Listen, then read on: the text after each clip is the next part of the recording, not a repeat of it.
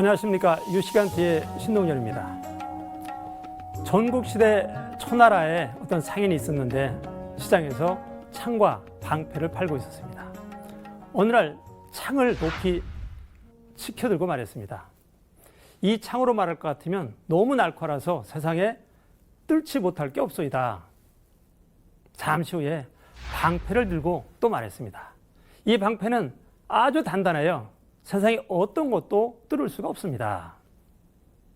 시장을 지나가던 한 사람이 물끄러미 그 광경을 보고 있다 물었습니다.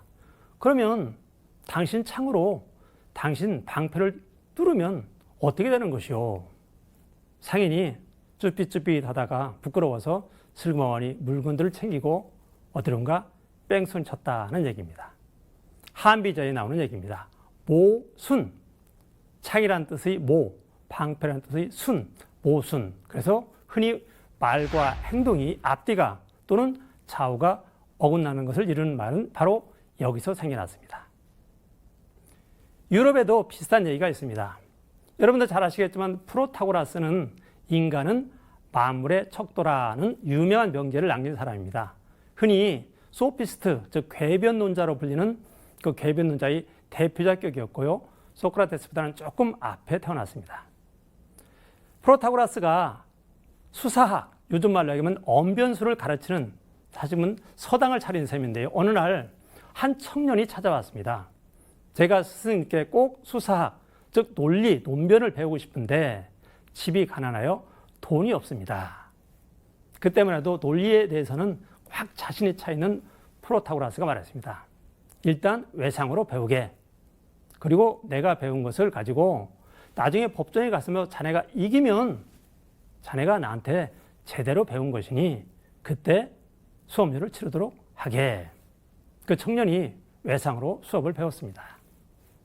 수업을 다 배우고 요즘 말로 졸업을 했는데도 그 제자가 법정에 나서 변론을 해서 이겨야 되는데 어디 변론을 하려고 하지 않았습니다. 화가 난 프로타고라스가 그 제자를 고소를 해서 법정에 서게 됐습니다. 법정에 서게 된 날 프로타고라스가 그 제자에게 말했습니다. 자네는 꼼짝없이 수업료를 내게 줘야 될 걸세. 오늘 이 재판관이 판결을 내리지 않겠나. 재판관이 수업료를 줘라 하면은 재판관의 판결이니 나한테 수업료를 줘야 할 것이고 수업료를 안 줘도 된다. 그리 판결을 내리면 네가 재판에서 이긴 것이니 나와 약속대로 수업료를 내야 되는 것이다. 그 제자가 프로타고라스, 즉 스승을 보고 싱긋이 웃으며 말했습니다. 스승님, 수업료 받기는 어려우실 겁니다. 재판관이 스승님 말씀대로 두 판결을 내리겠지요. 수업료를 내라 하면 스승이 말씀하셨지 않습니까? 재판관의 명의니까 수업료를 내야 하는데 스승님과 저와의 약속이 뭡니까? 내라 하면은 제가 재판에서 징계되는 것이니까 스승님께 헛배운 것이 되니 수업료를 낼 필요가 없는 것이고요. 재판관이 수업료를 내지 마라 하면 재판관의 명의니까 수업료를 낼 필요가 없는 것입니다. 수업료를 냈을까 안 냈을까? 얘기는 여기까지니까 저도 알 길이 없습니다. 좀 더 검색을 해보겠습니다. 자, 우리가 살면서 흔히 모순적인 일이 많이 생겨납니다.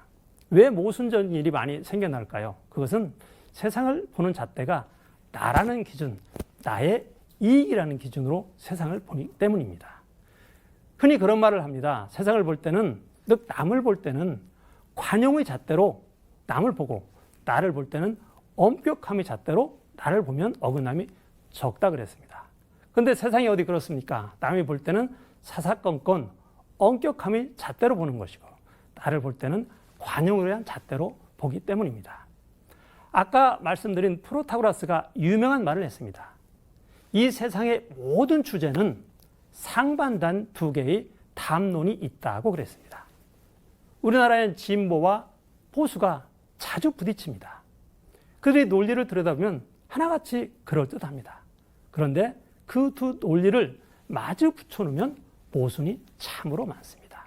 모든 생각, 모든 기준을 내 중심으로만 보기 때문입니다.